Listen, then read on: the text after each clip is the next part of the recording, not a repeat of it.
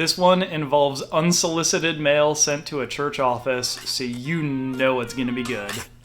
Let's get to it.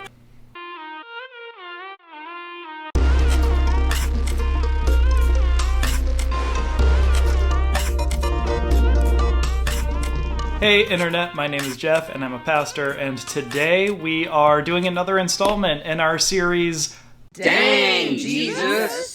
Where we're looking at the passages or the events in Jesus' life or the messages that Jesus gives sometimes that seem a little bit different from what he normally is all about. They seem a little bit off-brand, confusing. Bottom line, they're the passages that we read, and at the end of them we think to ourselves, Dang Jesus!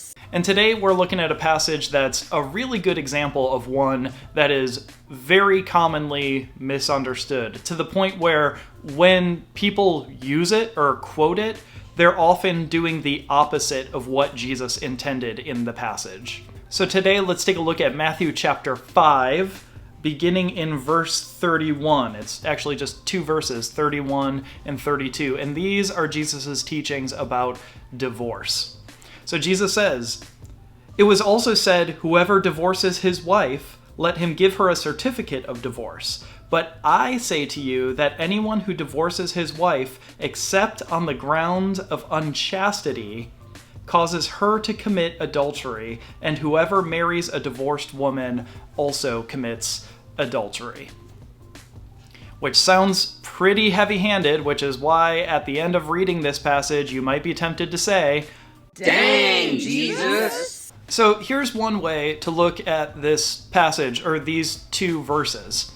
My buddy Kristen, who is a pastor in Chapel Hill, received a bunch of materials from a marriage ministry. I'm going to put the pictures up here because, of course, she sent me pictures. But they seem to take this passage literally.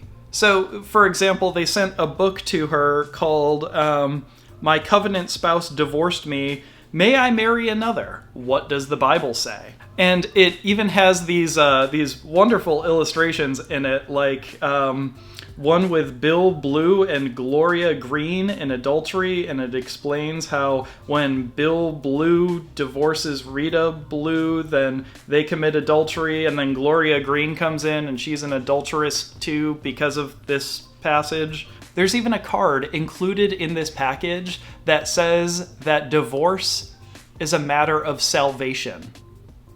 In other words, what they would say to that is, if you're divorced, then you're going to hell. So that is certainly one way to understand this passage, to take it literally and to weaponize it against people who are going through a divorce. I know that I went through a divorce in my early 20s, and a lot of my friends from Christian college definitely emailed me and used this passage against me. But let's give a little bit of context to this passage. There were two rabbis who were sort of contemporaries of Jesus. They lived around the same time. One was Rabbi Hillel, and one was Rabbi Shammai. And these two rabbis taught two different things about divorce.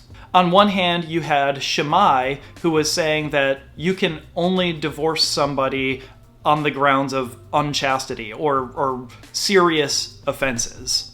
And that seems to be the line that Jesus is taking. But then on the other hand, you have Rabbi Hillel. And Rabbi Hillel taught that you could divorce somebody for any reason, including if your wife, and by the way, we'll get to that specifically, your wife, including if your wife burns dinner, you can just send her packing. And I say things like women and send her packing because, get this, in Jesus' culture, only a man could initiate a divorce. So think about what this means, especially in a patriarchal society. The constant threat of divorce. Think about how anxiety-inducing that would be, especially in a culture where if you're divorced as a woman, you have no place to live. You are sent out of the house. And you're sent out of the house as, forgive me for using the term, but it would have been the term that they would have used, damaged goods. especially if that woman was after childbearing age. So very often it meant that women were left homeless to fend for themselves just because they burned dinner one night. And as women in the first century, there weren't a lot of ways for a woman to fend for herself, and so very often she would have to resort to prostitution in order to take care of herself. So is it any wonder that Jesus would side with Rabbi Shammai, who says, no, absolutely not. Only in very serious cases should a man divorce his wife, because think about what it will lead to for the woman. What we have is Jesus siding with someone whose teachings about divorce hinge on the idea of caring for people in a vulnerable situation. Specifically, in this case, women. That's what Jesus' teaching about divorce is all about. Making sure that people who had no status in the ancient world at least had something to lean on, and at least had some sort of protection in their vulnerable state. So I would say that this teaching about divorce is actually kind of a beautiful thing, because what Jesus is actually doing here is saying we need to care for people who are in a vulnerable situation and in a vulnerable state. But what have we done with it? We've weaponized it. And in fact, we've weaponized it specifically against people who are in a vulnerable state.